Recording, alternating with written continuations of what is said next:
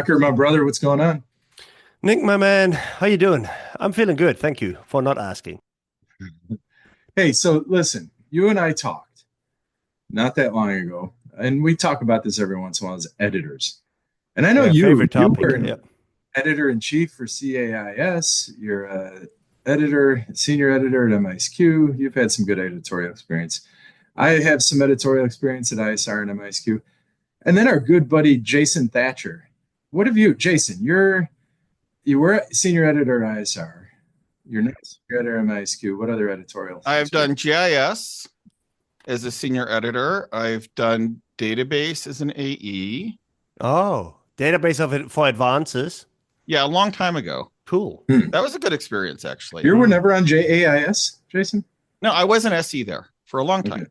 Yeah. Oh, that's what you said. I thought you said Yeah. GIS. Like, No, what no, that is. no. GIS. I don't know anything about math. I don't know what that is. Yeah, I was going to ask you. It's interesting, The actually. JAIS. But Yeah. I don't have the time to figure out all the layers and stuff. And then I'm trying to think. AIS THCI, I was on the board for a long time. I still am, but I don't do very many papers because I am kind of swamped with wrapping up ISR still. I still have 10 or 12 in my queue, plus all the quarterly stuff coming in.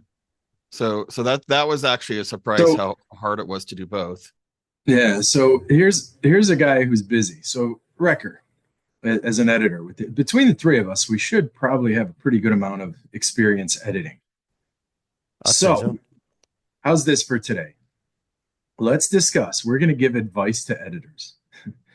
All editors out there, and yes, aspiring editors, authors, anyone. Authors, I suggest you take the lessons from this podcast and use it to argue with your editors that we're going to and tell them that can be very dangerous. Okay, I like it. Okay, why not? Tell them to listen to this podcast. This is going to be 101 for how to be an editor, is what we're going to do. All right. So what we did, and we never prepared, but today we prepared. Each of us showed up with a list, and it was supposed to be 5 things, but I mean, Jason, before we started, told me you have 10. I have more than 5. Recker, you probably didn't do your homework, but I have 4. I have 4. Actually, I wrote down 7, but I only like 4 of them. So okay, I have 4. That's what we're gonna do. Let's do round robin. Everybody gets to pick one, and Jason is our guest. Why don't you start us off? Pick your favorite first. What's the rule to be an editor? We're educating editors right now. Mind reading. What? Mind reading. It's like Okay. I told you, I came up with superpowers. I didn't come with being editors. These are editorial superpowers. Okay, I feel like you have to explain that one a little I'm going bit. to explain that one. Okay. And what it means is you anticipate how the community is going to respond to a paper. And when you get that first paper and you do the first cut, you have to be able to read the paper and actually see through the paper, because often they're not that great, and ask yourself, how is the community going to respond? How does it contribute to where we're going? And is it possible to get it there? And I think that's the number one superpower of a good editor, because often we get not great papers and we help people make them great. But when you say mind reading, you're assuming it's in the mind of the author. Sometimes it's not. Sometimes No. I'm assuming I'm reading the mind of the community. of the community. Yeah, you have to have your finger on the pulse of the community, because we don't want to accept papers no one's going to read, right? We want to accept papers that touch the discourse, that move the discourse forward, and that have the potential. And really, it's not accept; it's extend a revision to in that first round. That's the riskiest round, right? Yeah, and if the paper is interesting but it has nothing to do with what the IS community is doing, it's not a good fit for the journal. All right, let me play that back, Jason. So what you're saying is, like, you get a paper, like a round 1 submission assigned to you, and you're asking yourself, when I accept this paper and it shows up in one of these table of content alerts in the paper, how's Jan Recker going to react to when he gets this email, when he sees this? That's exactly what I'm saying. Yeah, okay. Yeah. So it's like, your finger is on the pulse of the community, and you know that if something is appropriate, you're going to usher it in. Kind of. Hey, this is a good opportunity. Like, can you name an example of a paper where you did that may have come out where you were an editor? Can you give a nice example of that? Like every paper I accept, I feel that way. Yeah. Okay. So I really do. Issue when I look at your AI special issue, you guys did a really good job of theoretically sampling the field and tapping into what a bunch of different people, and I'm not kissing up here because you accepted my paper, but you did a really good job of theoretically sampling the field and seeding a bunch of different conversations, right? I mean, that was the goal. And I think that's what we should be doing as senior editors. I think that's the first and foremost thing is we should be picking provocative papers that when you skim the content, you're going to go, oh, this isn't just another scraped paper where I counted the number of thumbs ups and I did a little experiment to count whether a purple thumbs up versus a green thumbs up made it better, or jokes or something. I want something that's really going to move the ball forward and get people engaged. And the best person I saw at that I think of when I think of like who had that superpower when that was Anne Majerak back in the day before she retired. Like she was Anne Majerak. Yeah, I can't pronounce her name. Name's Majerak. Okay, yeah. So I'm not. Anne is awesome at that. You're right. She's just really good at picking great papers. I think sometimes she even goes out to hunt these papers. Right? When she learns about these papers, she's like, "Send them to me. Send them to me." Yeah, and she has been an editor. Yeah, Anne Majerak has been an editor on 2 of my papers. One, a forthcoming in MySQ. One was like over a decade ago in OrgSci.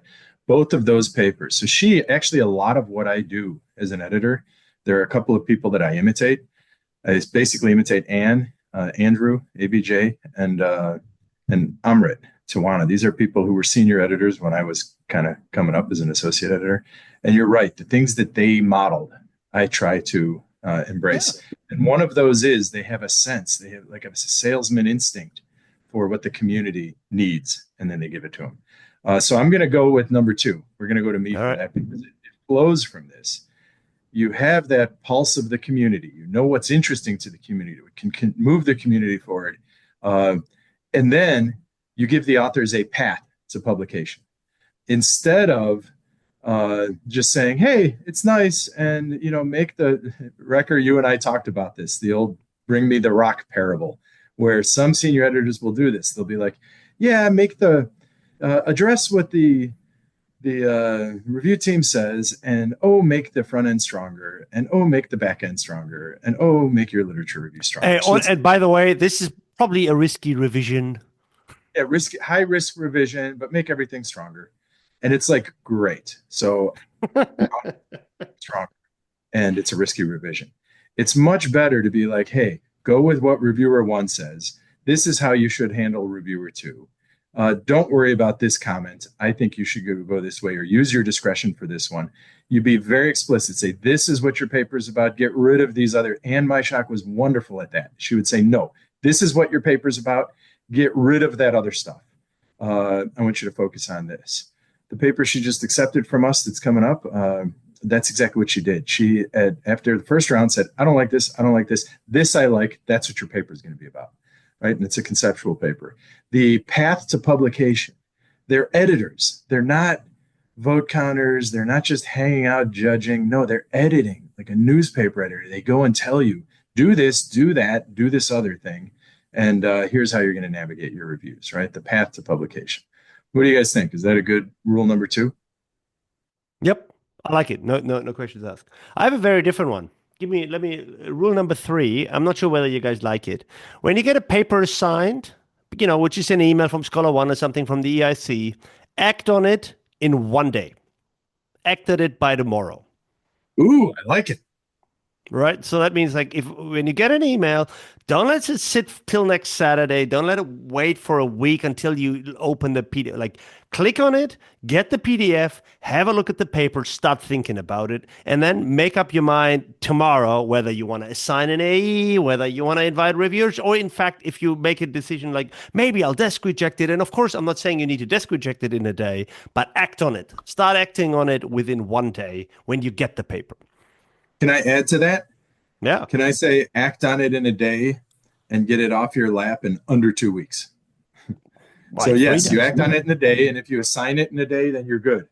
If you're going to do a desk revision or a desk reject, or then you do that soon, like not 3 weeks, not 4 weeks. Not if you get the AE report back to you, you look at it and within 2 weeks you have your SE report back to the authors. 5 days. I give myself 5 days for that.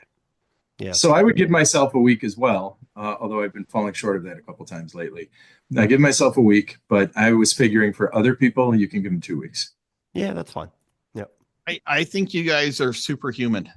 I aspire to that, but sometimes it takes me longer, and maybe I need more time to think, and maybe I'm in the middle of a heavy grading period.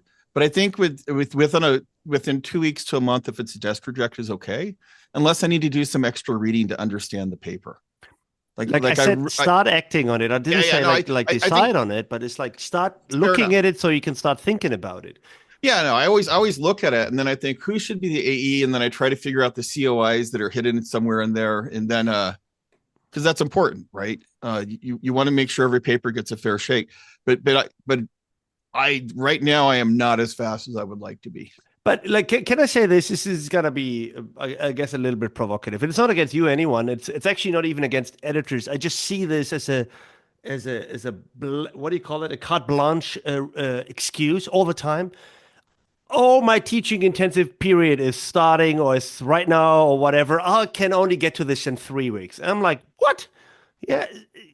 So you have to teach right now? Does that mean you're teaching 24/7? No. That probably means like that 2 times a week you have 3 hours or whatever you have to do some teaching. You get student emails. I know I'm teaching. I've been teaching for 20 years. I know what that means. I know what intensive teaching means.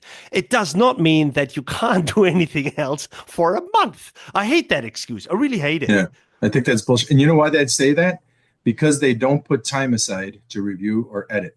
They think that, oh, my main thing is submitting papers, and my main thing is doing my teaching, and my main thing is all that.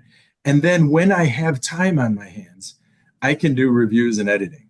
The fact is, you have to make time just like everything else and prioritize it, because you are submitting your shitty work to everybody, having them read it. And you're asking, every time you submit a paper, you're asking 2, 3, 5 people to look at that paper, give you comments. You're producing papers, you're submitting them, you expect timely comments, and then yet you wait for a month or so. No, if you're producing papers, that means there should be time on your calendar every single week. And you're busy. I'm freaking an administrator in my org, and I teach and do all kinds of things, and I have too many. And I will every single week move my reviewing and editing forward. So I buy that. Okay. But in terms of making swift decisions, I have to think about the papers before I actually make the decision. Well, wait, when you say you have to think about the paper, what does that mean? To me, it means I go for a day, I read the paper, then I think about it for the night. Maybe the next day I'll think about it. Maybe I'll do some things. Maybe I'll read some. But it's like 2 days, and I already have the review comments in front of me. I don't need to think about this for weeks. Smart as you. I'm going to interject or talk over here for a second, because I'm just not as smart as you. Like I sometimes have to go read additional papers because I want to make sure I'm making the right decision. I get that, Jason. And this is why I very deliberately say start acting on these things when they come in. Because I get the same thing. Like, so what I want is when the paper comes in, when the reviews come in, literally like when it works out, literally when the review is submitted and get that email, I look at it. Not because I'm not deciding in that moment, but it's now in my head, I've read it, and I start thinking about it. And that's all it takes. Like, no, next time I'll go for a run, I can think about the paper, I can think about the review, I can think about my decisions. Tomorrow I can read a paper if I have to do it, etc. And that way I can actually turn it around in 3, 4, 5 days. At the moment I have a difficult paper to handle. It's been sitting on my lap for over a week. I'm now getting anxious to get it out. But it's difficult, and I don't want to rush it. But I've been thinking about it ever since the very second that I got that email, because that's when I clicked on it, looked at the review package, and started pondering. And then I can do some extra work. And I'm not saying deciding. I said acting. Yeah, no, I buy that part. I'm just saying that I don't want to have the listeners think that we're going to get the paper, we're going to look at it, and they're going to get a decision in 5 days if it's a desk reject. I've done that too, by the way. I've written desk reject, and then I waited for a week to send it out, but I've had it written up. But I didn't want it to look like I spent a day on your paper, which in fact I did. Anyway, hey Jason. You hit my next superpower. You hit my next. No, not next. I'm going to just close the loop on this one, because I do agree with something you said, Jason, and that's like I need to read the paper. And you're right. I need to read a couple papers, and I think that's one of the things. We could almost make this another rule in and of itself, which is that I don't think that a lot of, and this is probably why you're a good editor, you take it on yourself to understand the substance of the argument and the conversation that they're in. And if you're not immediately familiar with it, you'll go read. Yeah. And too often, I don't think senior editors read. They'll read the paper, hopefully, but they read the comments, they vote count, and then they don't go back to those original papers that you're citing, the original books. I forget which, I don't know if it was Anne. It might have been Anne Myshak. It was. When we wrote the first version of that paper that went 3 years at MISQ, or 2 years, last 2 years at MISQ, we've been working on it. She's been senior editor. We cited a book. We ended up not going that direction on affordances. This Davis person, she has this book. But we cited the book on affordances and read the book in the first senior editor. And in our first version, the first revision, she goes, I was interested in this, so I went and read the book by this Davis person on affordances. And I'll get it. I hope I'm not missing the name. And then she parsed the book, came back to us and said, this is, and she gave us some, and we ended up not really using it too much in the paper.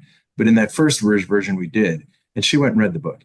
Now, what you are saying is exactly what we should be doing. If you don't know the substance of their conversation as a senior editor, you should. So I think that's wonderful. And if that extends it out beyond the first few days, great. But so that's your second rule, Nick? That counts. I think your second rule. Yep. I guess that's my second rule that I'm adding to our rules. That's Jason, give us a new superpower or an anti-superpower. And so I think you have to have laser vision. And we've kind of hinted at that, but I think as an SE, you have to be able to see through all the different competing reviews, some of which feel like they're written by ChatGPT right now. Okay. And you have to see through the AE report sometimes and really actually see through all that clutter, what's the path to publication. And I think that kind of aligns with what you were saying, Jan, and Nick earlier, but I think you really have to be able to go through and say, look, these are the 3, 4, or 5 things I want you to do.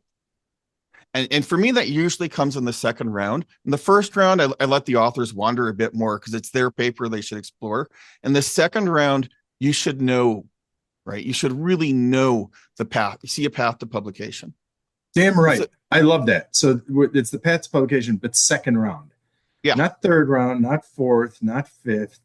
I mean, at one point, you're telling the authors, do this to get published. Yeah. Right? I love that. Second round, clear path to publish. What do you think about this, Jason? How long should you use reviewers? I have been toying with that a lot lately. So I think I used to think it should go into like the 5th round if there were things I wasn't quite sure about because my reviewers are experts. But more lately, I've been saying thanks and I don't need you anymore to reviewers after the 2nd or 3rd round. It really just depends. And sometimes So go ahead. Sorry. Very rarely do I use them in the 3rd round because like this is, again, a little bit. First of all, I don't think we have a lot of experts left. So the actual wow. Sorry, wait. Wow. Let me qualify this. So what I mean is, how often do you really have a paper where, let's stay with Anne Myshak, like, so that is really a paper that really directly speaks to her, let's say, collaborative affordances or whatever, right? These sorts of things. And then she is the expert on the topic and it directly speaks to her and it's complicated. So I really need to ask her 4 times. How often is that really the case? So more often I get like, okay, I have a paper. I need someone from social networking. I need someone that knows computation analysis. And I need someone that can handle this and that theory. So these are more, they have good knowledge of these particular method, domains, theories, whatever, phenomena. Are they really expert? Do I really need to drill really, really, really down? I've had that in one of my papers. We had, I'm not sure whether it was Gioia himself or, Gioia expert deep into the 4th round. Fair enough. But most of the time I don't have that. And then I have someone who says, like, from a social network, there's a contribution there. It's fine. And I know that after the 2nd or 3rd round, I know there's a contribution or not. If it's a method guy, I know after a round or 2 if the experiments are good or not. They're not going to change. So I don't see a need of asking them 3 or 4 times because, frankly speaking, I rarely ever actually have a need for deep expertise, nor do I get them necessarily. Sorry. I could tell you a funny story. My 2014 paper, it was the social materiality special issue at MISQ. So James Gaskin, Kali Youngjin, and I wrote this. The Zoom-in paper? Yeah, zooming in and out, what socio-technical routines. We actually did a find and replace of socio-material for socio-technical. We wrote the paper socio-technical, and there's a special issue for socio-material, so we did a find and replace, and we just substituted. You did not do that. That's horrible. That really is. Are we turning this into like MTV confessionals? That is, by the way, that says a lot about this entire socio-materiality debate. Yeah. So, but that's just it. We were beat up a little bit by the socio-materiality people in the first couple rounds. So we argued, and we argued using Heidegger, right? We argued using a lot of like the core kind of assumptions around the ontological. This was the heyday of ontological inseparability. Well, whatever. So we sent it there. And it went 2 rounds. After 2 rounds, all the reviewers were like, yeah, we buy the argument. I guess you're right. But none of them, apparently none of the editors and none of the reviewers, because we used Habermas quite a bit in that paper. And, we have Kali on our author team. And it's like, he's the Habermas expert of our field. So it's, so the editors decided, oh, we need to add a Habermas expert. And this was like in the 3rd round or maybe even 4th round. They added a reviewer because we had so much Habermas. They needed to add a Habermas expert. So they added the Habermas expert. We get the reviews back. The guy said nothing about Habermas. Instead, it was all this socio-materiality, ontological, etc. He was basically yet another socio-material reviewer that we had to deal with in order to get published after we already spent a couple rounds dealing with all the others.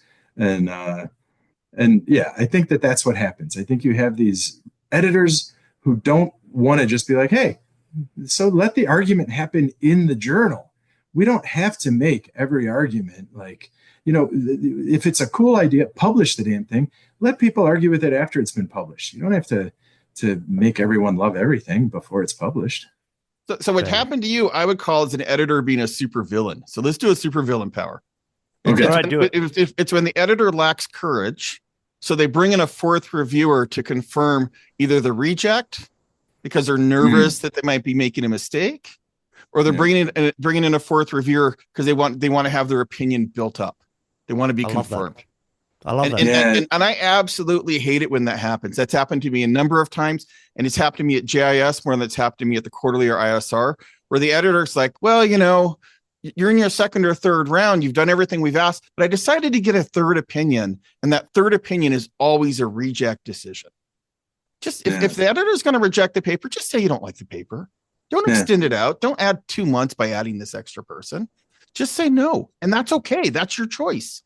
But you shouldn't have to go and get social proof. And that's all it is, right? Social proof that my paper sucks. Yeah. So I'm fully with you. I would even go as far as to me, very often as an editor, that's the 3rd review, not even the 4th, because I like working with 2 reviewers only.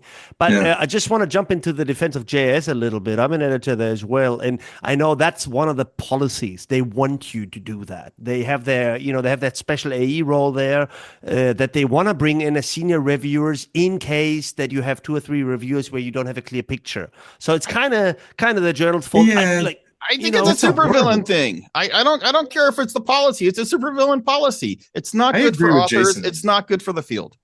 I agree with that as well. I'm just saying this is not necessarily the fault of the editor. They're just following whatever the editor doesn't have to do it. Like how this works. Like once you get the paper, it's the editor in chief leaves you alone unless you screw up. Right. True. And that's the piece that a lot of people listening may not understand. Be it Sue, Super, Monodeepa, whoever. Once they assign the paper, it is wholly the providence of the senior editor at our top journals. So it's really on the editor if these things happen. It's not on the EIC. The EIC is doing their very best job to pick the very best SE. And I think most of them do a really good job of that most of the time. Yeah, Jason, 99%. I really love what you're saying. And more than what you're saying, I like the way you framed it. You said courage, lack the courage. And the flip side of that is they're very risk averse. So if you don't have courage, then you're risk averse. You're worried about other people's opinions. You're worried about whatever. So you end up publishing only really polished, strongly, rigorously, boring ass papers. Yeah. Anything clever, different, original, maybe a little bit off kilter, you're never going to accept. because you lack the courage, because you're risk averse. And that's what it does. So we need some beautifully rigorous, well done methodological papers. We also need some, conceptual, some maybe not so, some interesting to start conversations, right? So what you're saying about courage is I will put exclamation marks after that one here on my list. Let me jump in here because I have one that also speaks to courage. My next rule is accept and reject papers one round earlier than you feel comfortable with. So what I mean is like often you don't really know whether you should reject it, so you send it out, and then oh yeah, okay, I got 3 to reject, etc. Now I can comfortably reject it. The same with I can accept this paper now, but really I think you should send it back to the authors and do these 27 polishing things. Like at both of these points in time, you should have rejected or you should have accepted it already. Like I know I have to tell that myself, especially at the accept stage. I say like, just leave it as it is. We can go one more round and you will find 30 things and sentences that they can make better. Just accept the damn thing. And if I feel like I probably should reject it, but then just reject it. Like reject the round earlier than you feel comfortable. That's my rule. Can I put a footnote on this with acceptances? That yes, 100%. But then this is the process by which you accept a round earlier. You used your reviewers for 2 rounds, period. They are there to give you advice. They've surfaced anything major, so you're aware of any major weaknesses for the paper. Fine. Now you conditionally accept. And then you give conditions. And those conditions can be big, but, let it go 2 more rounds if you want until they meet your conditions. But you no longer need to involve the editors or the reviewers, right? But you've given conditions, and those conditions can be substantial. Nick, I think in the managing AI special issue, I was at Jerry Kane's paper. I think they went through 4 rounds of conditional acceptance. Yeah, That's faculty abuse. You should whoever does that should have a belt put on their neck and not be allowed near authors. No. These are really quick. Do this. Okay. Very fast iterations. I think they got like 2-3 weeks for each of them. It's like, all right, let's do this. Yeah, Jason, our special issue, we accepted papers in November of whatever year that was, and then we had a year later, we had the special issue published. After a year and 3 months or something. And none of the papers went under less than 4 rounds. Like we just did 4 rounds in a year instead of 4 rounds in 3 years. Look, I was so skeptical when you guys said you're going to do it. I was so skeptical that you could do it the way you did it. I thought what you did was great. I'm not being critical of that. I'm just listening to 4 conditional accepts. That's all I'm fixated on here. Well, I'm not saying this is the best. I'm not saying this was the best practice. But it does sound awful. Unless it's very specific conditions. Which which I think is fair. Section 3, your first 2 paragraphs are a bit of a mess. Clean those up in this way. Do this robustness check. Make sure, do this. Give 3 very specific things. You get it back. If it's perfect, great. If it's not, hey, get a professional editor. Edit. So I don't know. These aren't major. So I'm okay with that. I actually did a conditional accept yesterday, day before, where I didn't like the paper's title. It just wasn't descriptive enough of the paper. I was like, this is a great paper, but nobody's going to cite it because your title's boring. I do that all the time. Absolutely. Yeah, write it. And so I'm like, conditional accept. Get it back to me within a week with a title that I can cite. You want to know what we talked about Anne Myshak? You know what she did in my 2012 worksite paper? So the thing was done.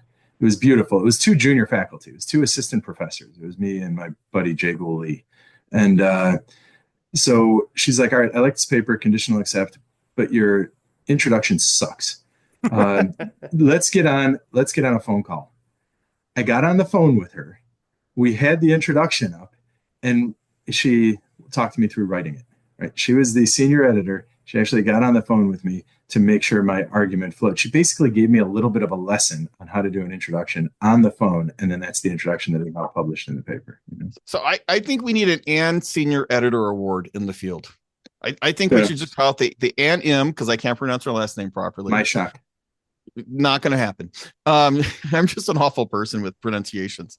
But she really embodied what a senior editor should do when she was active. Yeah. Well, she off the board? I guess she is. Huh? She retired. Like she's one of those people, and this is one thing I actually love about her legacy, is she finished what she was doing. She wrapped things up. She's actually still managing one of my papers, and I'm not like kissing up through this podcast. Who knows what'll happen with it.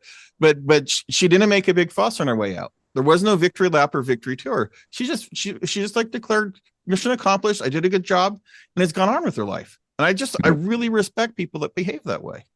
Good for her. Yeah, let's do the next rule. Do you want me to do another one, or you have a villain power or a superpower, Jason? Give us one more. Let me think. Which one will make you most irritated? Invulnerability. I think that you have to have a really strong capacity to make difficult decisions, take criticism, have challenging interactions with conferences. Because I've actually had authors yell at me, right? But you have to have that. It's not courage. It's this resilience that it takes to be a senior editor. And that's something you have to go into the job with. And part of that resilience is you have to be willing to override your associate editors and accept papers when they do not like them. Yeah. And vice versa, reject papers that people seem to be giving passes to. Right? And I would frame this slightly differently. I was just like, sure. You are accepting, you need to be aware that you hold tremendous powers over the careers and lives of individuals, and that power is great. But there's very high stakes, and in any high stakes system, there's got to be consequences. Not just for the people that you dole out your decisions, but that might backfire. So I think that's it. Like I was acutely aware that I once rejected a paper by someone that was didn't get tenure, try to get a new job, and this was an important paper. The person had two newborns that just bought a house. These decisions can have material consequences on people's lives. It's not just sometimes it's just a PDF, but of course it's not, right? So for people, this could be job security, this could be the new job that they're getting, that could be the tenure, it could be the promotion, it could be the mortgage, I had a situation where they had marital crisis because of freaking papers. So, high stakes. Yeah. All right. So you're 100% right. You're 100% right. And you're a good man, Recker. And thinking that way as a steward of your field and a steward of other people's careers is beautiful. It's the way to think, but you still have your integrity and you're still holding the high standards. Now, with that said, I've heard multiple times in the last decade, people who are upset with their editor because they won a couple of rounds. They really needed that paper for a promotion and they didn't get the promotion. So there have been actually people who went up for, tenure or something like that. They didn't get the promotion. And it's because that one paper was rejected after 2 rounds or something like that. And they are upset to this day with the senior editor. And to those people, I would say, well, maybe the senior editor wasn't perfect. Maybe the senior editor, and I think it's the senior editor was criminal if the senior editor waited a very long time between rounds and that was their only, but I actually think it's the author's fault for relying on one paper. We know that our great papers get rejected. I have many great papers that got rejected at top journals. That my escalation paper from a few years back in JMIS, that was rejected at MISQ. It was rejected at ISR. It's in JMIS. I'm very proud of that paper. It's an excellent paper. We should know that our papers get rejected. That's what they do.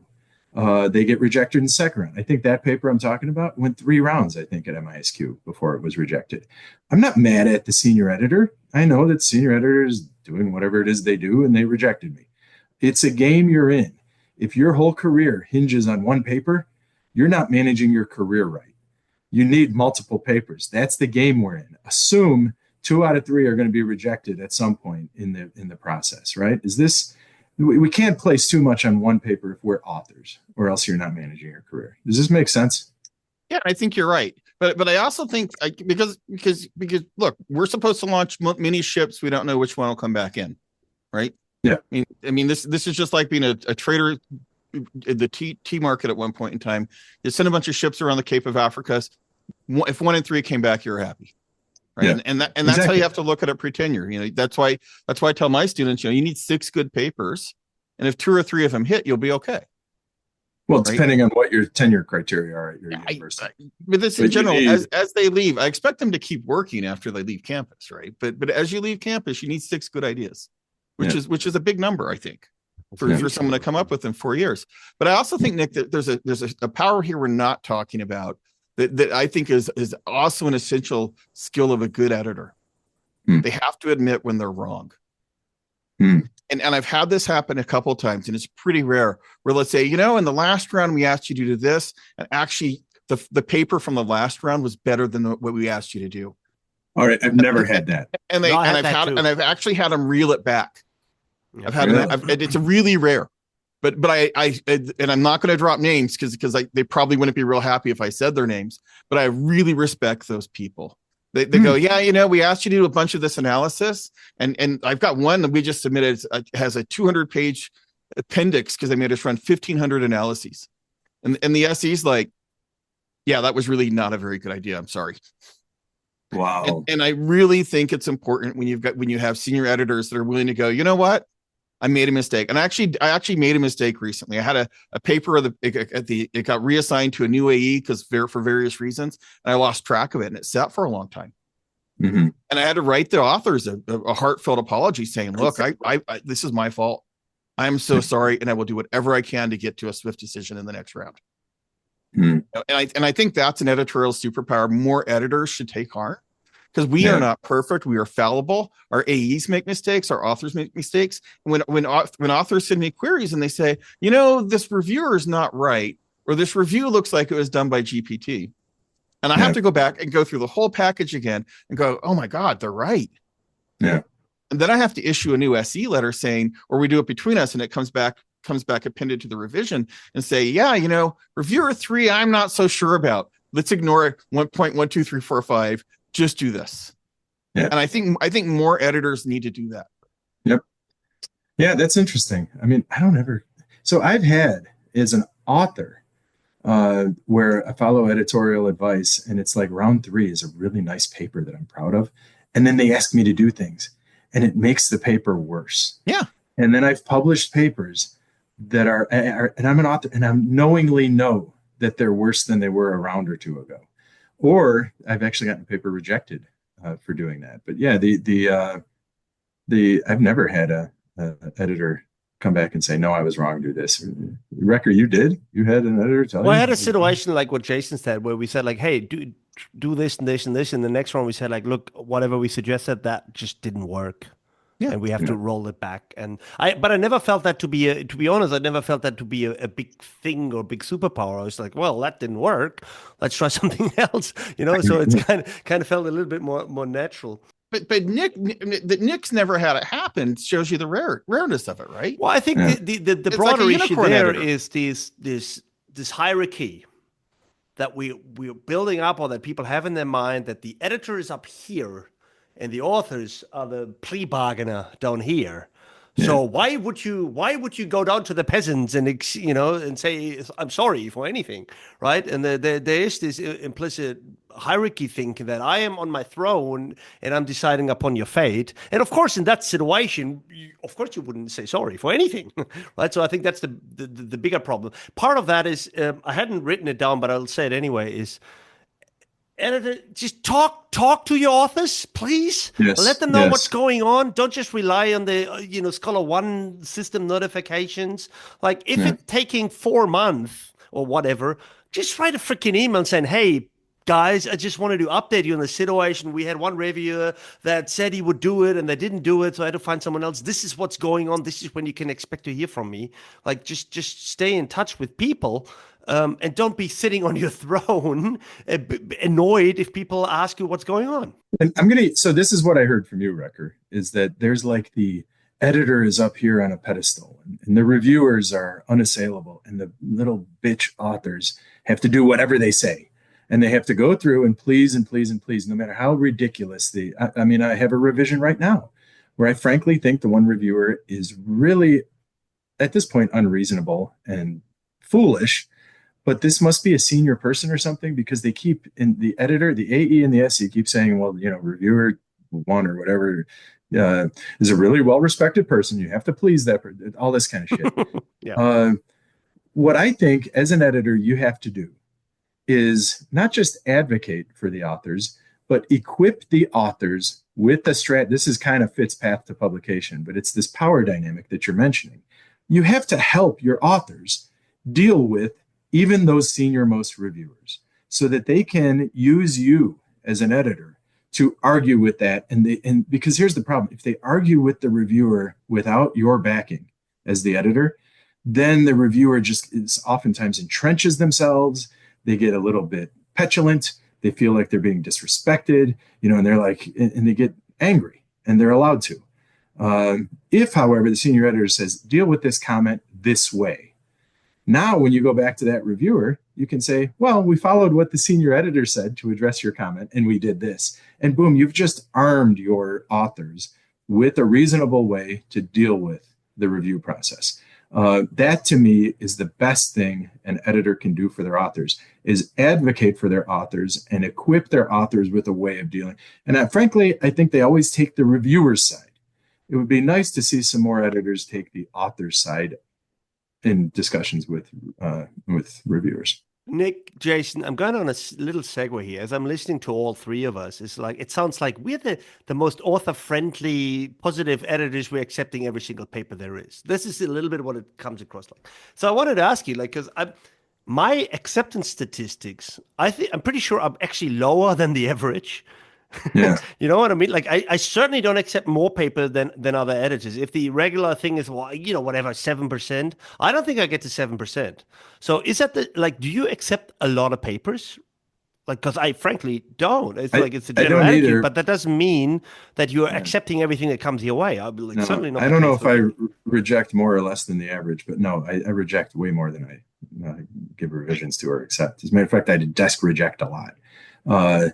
But, I'm talking about for those papers that I have in a couple rounds, right, that I want to publish, I don't know. I don't track it, honestly. When I finished my first term at MIS Quarterly, I know I was higher than average, but it wasn't like an incredibly higher than average number, because I asked Jan de Grossbeck, then I'm like, I do compared to everyone else. She's like, oh, you helped the journal because you accepted papers. And I thought about that a lot, actually, after my term ended.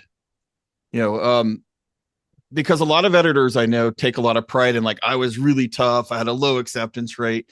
And I see that as a fundamental failure. I'm not taking a shot at you, Jan. Let me be very clear. No. I think you have to kind of, because I know some people that keep spreadsheets, right? And they track their accept reject rates. I do that. That's fine. I think it's great to use it for, I think it depends on how you use the spreadsheet. It's great if it helps you manage the process. It's bad if you're if you're using to track. I don't do that, but I have 3 SE positions at the moment. I just need to keep track of where my papers are at. So that's a perfectly great way to do it. Yeah, but if you're using it to count, like keep a running tally of your percentage of accepts, that's not a very healthy way to use the dashboard, right? No. So to me, the bar for being a good editor is I do reject a lot of papers, and I'm more apt to reject in the first 2 rounds than after that. But I don't pay attention to that number at all. I pay attention to the question of, am I accepting interesting papers, or am I rejecting papers I think are interesting? What you said is something I'm trying to embrace, that ABJ told me once, and it resonates with what you're saying. He said, we're not in the business of rejecting papers, we're in the business of publishing papers. Yeah. So if senior editors would think that, and this is what I do, and I know I've told Recker this in the past, but what I do as an editor is I desk reject papers that I know I'm going to reject, so that I save reviewers time. I'm not going to waste valuable reviewers to reject my paper with me. Now, usually I'll involve the AE, because I'll send it to an AE and be like, do you see anything I don't? Because I think this is a clear desk reject. So that's the first move. Second is desk revision, which is, well, do I think I can publish this paper? I don't know, but I see some glaring issues. Well, again, before I use reviewer time, I will do a desk revision just to take care of some of the big issues. So desk reject, desk revision, I will do with most papers. If I send to review, the only papers I send to review are the ones that I think I can publish. Now, then the reviewers look at it and they turn around and tell me why I can't publish it. Maybe sometimes, they point out some glaring weaknesses that I didn't see or the AE didn't see. But by the time I'm using reviewers, I think I can publish it. If I go around and maybe I give them one revision or something to see if it'll clean up. After that, after 2 rounds with reviewers, I know whether I'm publishing the paper or not. And if I'm going to publish the paper, then I figure out a way to get it published. If I'm not, then I have to stop it. Then, okay, you know? I wanna jump in here because this is one of my rules, and I know Nick will hate it. I do almost the same thing as Nick, except I hate desk revisions. And I've tried this a few times, and I don't think it works at all. And the problem, as an editorial desk revision, hi, here, please do these 5 things or whatever, and then we'll get it in shape for the review process. The problem that I see is that I am not in a position that I can give any commitment to the authors. So it's a lot of work for the authors. And it may or may not actually pay out in the long run. So I've tried it a couple of times. And in fact, Jason, now you won. Did I dish out one? Yeah, I did. And I was like, oh, I don't think that was a good idea in hindsight. Because frankly, the game starts after that, right? So I'm not doing that anymore.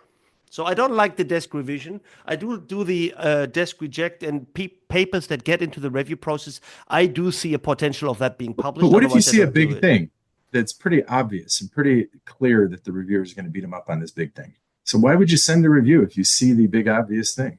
Well, I think there's different kinds of obvious things. There's the obvious glaring, this is never going to work because the design is flawed kind of thing. Then it's a reject. What can I say? Look, the experiment is flawed. End of story. May as well reject it. Then there are the kind of obvious mistakes that reviewers will jump upon, which may or may not be deal breakers.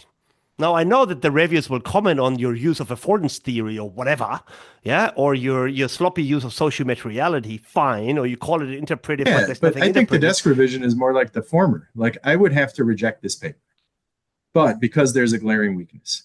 So this is probably a clear reject, but I see they have cool data. I think there are glaring weaknesses that are fixable and there are glaring weaknesses that are not fixable. And if it's a glaring but that's just it. Let's say it's not fixable. So I'd be like, desk revision. You go back, do another experiment. You go back, collect some more data. You go just handle the big thing, and then you could. I would never do a desk revision saying like, "Hey, buddy, yeah, maybe, but you need to do the new experiment and then send it to me again." That feels like the good old reject and resubmit, which was a weak way out. Without any commitment, and it left authors with the should we or should we not do this enormous amount of work just to reset, go to zero, go to start, don't get $200, start the game over. So I just don't like it. I know I have done it, but I'm not doing it.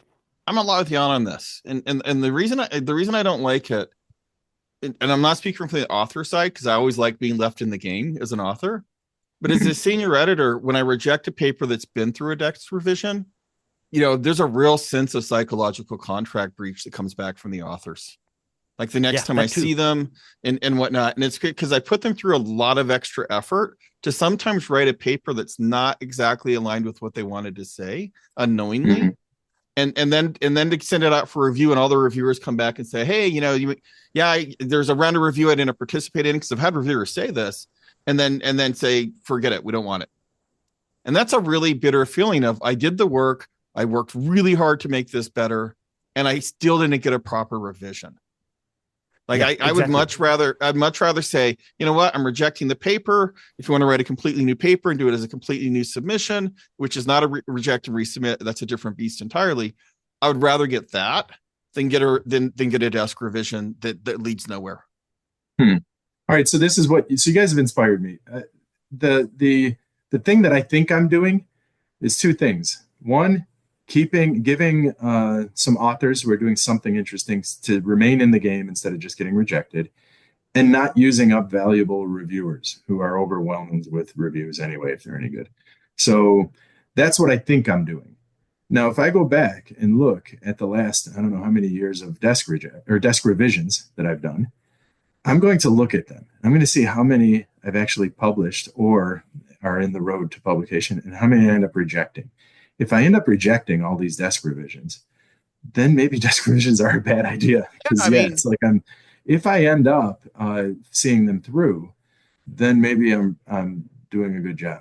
I'm going to check this out. I think there's one time that I think you should do a desk revision, and that's when you're really committed to publishing the paper. And the paper comes back, and it's the beginning of, say, the second round, and they say early career authors, and they've just missed the boat on something. And most of the paper's fine, but there's a bit of analysis that if they just tweak that in, maybe people could see the value in their work. I can see doing a desk revision at that point, but you as a senior editor really have to commit to that author team. Like that's on you. And to me, that's something I don't see enough senior editors doing. I'm seeing way too much vote counting. I'm seeing, and now everyone in the field is going to hate me, but I see a lot of vote counting going on. I'm not sure always that senior editors are reading the full review package or the full paper. Sometimes I get, pardon? Or the full paper for that matter. Yeah, or the full paper, and it really bothers me. And so I don't mind if I'm a little bit late sometimes if I actually get, because if I have to sit back and make that decision. You know, and the other thing that I think is and we haven't talked about it enough, is this overwriting everyone else. Like I really, and I haven't done it very often in my career, but sometimes I get these review packages back, and to me and I haven't done my job as an SE, because the AE writes a report which I see as small.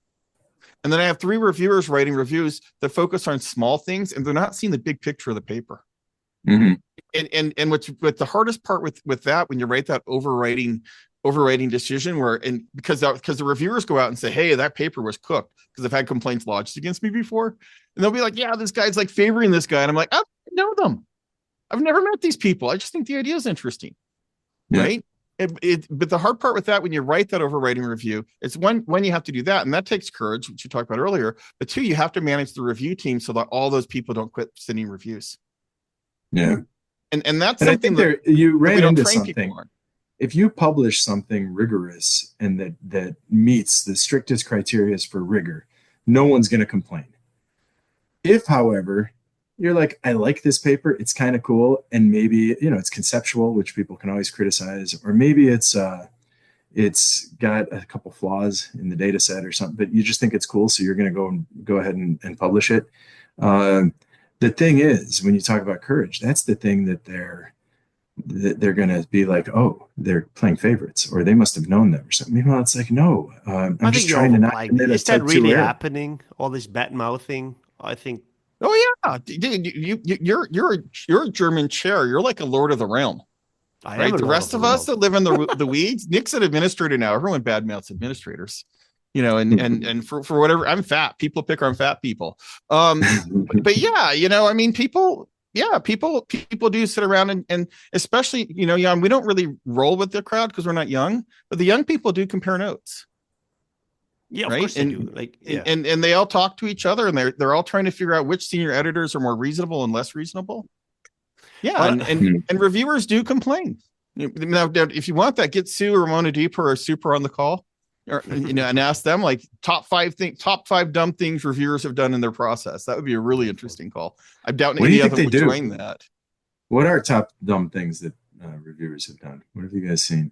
Oh, well, I mean, of course, the worst is ChatGPT or just doing it. Now you're stirring a pot. Yeah, you know what I think it is? It's when they apply their own worldview of methods to assess a method the wrong way. Like when I get people applying econometric heuristics to experiments, they're like, well, you didn't establish causality. The manipulation worked. I can show you the causality. Like that's like such a pet peeve of mine. The third bad thing they do is the cite me, myself, and I. You know, like, oh, you missed these 7 papers and they all have my name in them. Yeah, that's how reviewers do that a lot.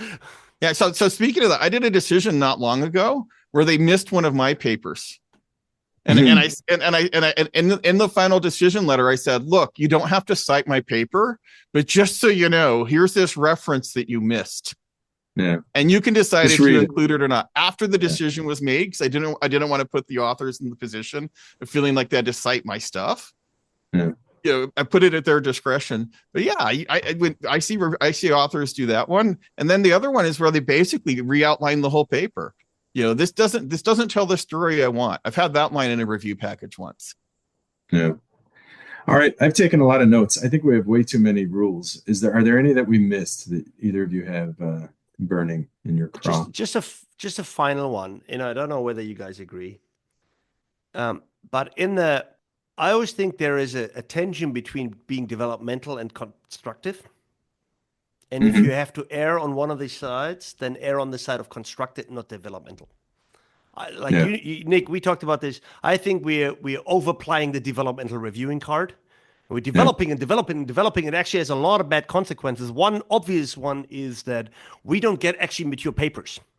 We get Yeah. sort of underdeveloped papers to begin with because everyone's developing them in the review process. And I'd like us to be more in a field where, like, here is a finished study with a good paper. Now, they could criticize it. There might be flaws with it, but let me know whether you can publish this or not. Like the nature model, like publish it or not, and move away from here's the fragments or the basis of a paper that could potentially in 3 to 4 years become a real paper, right? Yeah. So if you have to decide between being developmental and constructive, be constructive. Like, tell me what the problem is, tell what do about it, but don't develop the paper into something else. I just don't like that very much.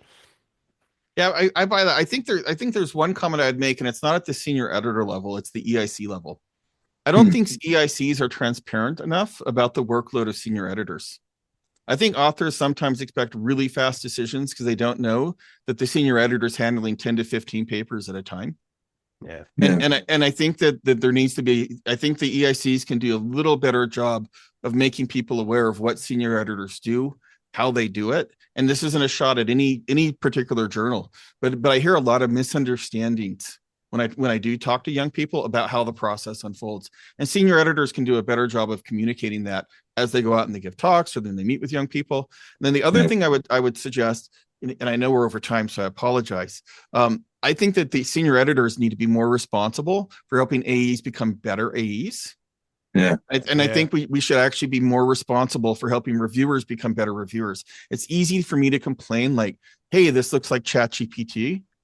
But it's better that I follow up with the kid and I go, hey, I appreciate that you reviewed, but there's some things here where you could do a better job of writing it in your own voice, which is a nice way of saying, I know.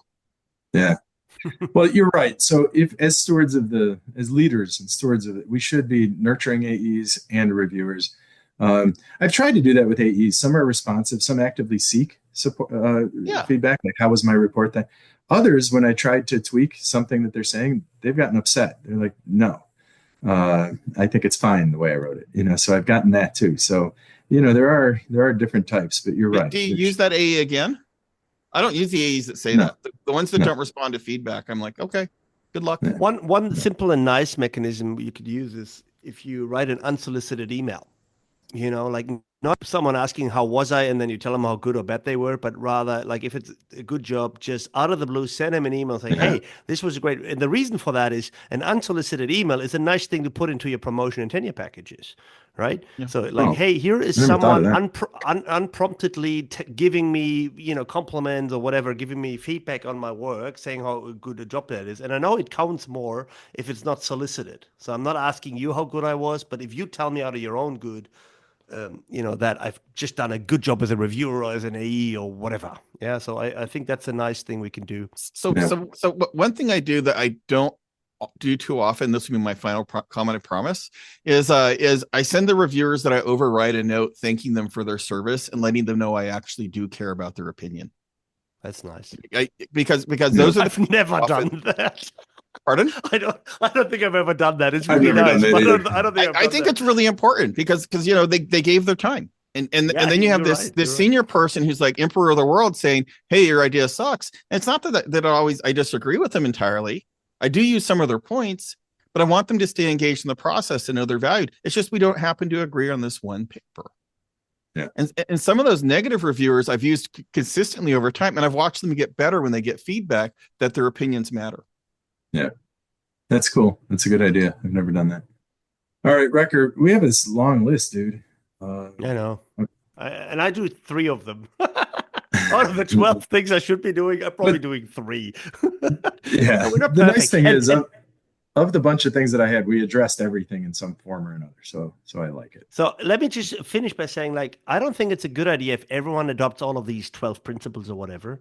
I do think we need different editors doing things differently and seeing the world differently and accepting different kind of papers. Like, I think the worst situation is like if we only had a whole bunch of Jans on the boards, because then we would miss out a lot of papers that I just wouldn't accept. And I'm sure it's the same way for you and for everybody else, right? And that was one of the big learnings when we did the managing AI special issue, where we had very different editors. Like Bingu was a very different person from us. Radhika was different from us. And, and they looked for different things in papers, and they cherish different kinds of papers and everything. And I was thinking, well, it's a good thing that we have different people doing this, that it's not a journal or one editor, it's a whole bunch of different people. I know it makes it difficult because it's kind of like a lottery, except that, of course, that it's not. It's not a lottery. It's not random chance. Authors pick the editors, and in the most cases, except for the intransparent workload, usually they get their preferred editors. And Jason said, like, the transparency is missing. True. So sometimes you don't get your senior editor. In 90% of these cases, it's because they have too many papers on. In 10% of the cases, it's because there's a conflict of interest, actually perceived that the authors didn't know, failed to disclose, whatever else. These are the two main reasons why you don't get the editors that you want. But it's not because it's a lottery, someone plays some weird game, or anything like that. This is usually what it comes down to. Yeah. Yeah, I 100% agree. I think there's far less manipulation of the peer review process. Than people suspect. Yeah. You know, a lot of this is just EIC surviving and SE surviving because it's a wild ride. Yeah. And all the myth and the urban legends and all these stories, we've all heard them. And yes, there are bad apples and bad apple stories out there. But if you count them up, the fraction of that, I would even say, I think I said that one, I think we're doing better than many other fields that have more pressure. Like, pick economics. I mean, I think economics is a lot harsher than IS. And, so I think we're doing okay. Yeah. Well, this was fun. And I like your point at the end. So we had a bunch of giving our views on these things, but, not everyone will agree with us. And I think that you're right. That's a good idea. We need to keep diverse. We don't want to be a homogenous set of doing the exact same thing. No, different people. And I also remember one point that Nick, you once told the story of an where you handled a paper and you were really proud of how you handled it as an editor, and you accepted the paper, and then later you learned the authors hated you. Yeah. What? Yeah. Oh, you didn't hear this story? I was an AE. Yeah, I was an AE at the time, and the paper got published, and I thought, it should have been a reject in the first round. Clearly. So I really worked hard to get them every part of it. And with the reviewer, we crafted it, and it's a good paper. It's published now. And I feel like, wow, here I took a paper that would have been rejected by any other AE. And I got it shaped up to be published in a great journal. And then I found out years later that the authors of this paper were very upset with me for making them do a whole bunch of unnecessary things, not getting their paper, doing a bunch of, and just really creating a painful process to get published. So are they still were they upset after you accepted it, suggested accepting it? Yeah. Like years later, wow. It was like that guy was an asshole. Yeah. Meaning I was an asshole, right there. Wow. Like I'm angry during the process because I'm an angry person, but once it's done, it's like all wine and roses. It's like, oh, I'm so thankful. Like that's how I am too. I'm like, I know what it's like to deal with these, and I got through the finish line. I love everyone. It's all hell. When I get rejected, even if I think it's unreasonable why I got rejected, I'm still like, hey, I get it. I'm on the other side half the time, and it's like they have a worldview. They have certain things they were expecting. I didn't deliver. Yeah, I disagree, but I got rejected. I get it. I'm not going to be upset at anybody, but no, there are times. I think especially inexperienced people who don't see the editorial side from the inside, or they really resent the decisions that are made. Like I know people blaming editors for rejecting them at a certain point, and they don't see that their editor on the inside was trying to really give them a chance, and then they just never fulfilled the chance. So the editor's thinking that they keep giving the person a chance. I wasn't the editor on this one, but I saw it from a reviewer process where the editor, everyone else was rejecting it, but the editor kept trying to give them a chance. And then at the end, it just wasn't going to happen. So they had to reject. And, the authors were not happy. So I think I'm sad when I get a rejection. I get plenty of rejections. This is the other myth. You look at someone like Jason Thatcher or Jan Recker, you guys, all of us publish a pretty good amount. You don't see the How many rejections do you get per acceptance, would you say? What's the ratio? I'm not going first. I don't have the stats, but I got a few ones recently. Yeah. So I'm probably like 2 to 1. Everybody else 2 to 1. So for every 3 top tier papers I submit first round, I probably get 1 in. And then the others, I'll get revisions and whatever. I have to go to another journal. Eventually, they get in somewhere. But yeah, first thing, I probably 1 out of 3. 1 out of 3. That's really high. You're once again, you're a Superman. Mine's maybe 20%. But 20%. I work with a lot of early career people, right? And it's a developmental process. So if I can get 1 in 3 with one of my PhD students out of the 3 essays, I'm pretty happy. Yeah. You know, and then if I work with international students, because they're trained differently, right? And it's a developmental process. Eventually, they all find homes. Yeah, eventually it's 3 out of 3. But I'm thinking that first journal you submit 3 papers to MISQ. 1 will get published in MISQ eventually. My first submission's always MISQ or ISR. Mine are not, and that's the big difference. And so go do the math on my CV. That'll give you my hit rate. I actually don't know it offhand. but yeah, if it shows up somewhere else, once in a while I'll write one specifically targeted a special issue. But the way I was trained was, you always aim for the top and then you work your way down. If it's not worth chasing the top paper, it's unless it's like a method piece or a lit review piece, which I'm writing so I can write a top paper. Those real original contributions usually start at the quarterly, which usually ends in a rejection. Yeah. Gentlemen, we need to stop here. No one's listening to us anymore. Old people ran. Like, I'm pretty sure that all of the listeners have gone off and made some curry or something, whatever people do. Yeah, in 40 minutes, right? That's the time limit. Yeah, we're twice on that. Maybe we'll publish it in 2 episodes. Jason, This was awesome. Thanks so much for preparing and coming on again and sharing your insights. That's awesome. Anytime. Thank you. It was fun. Talk soon. All right. Bye. Bye-bye.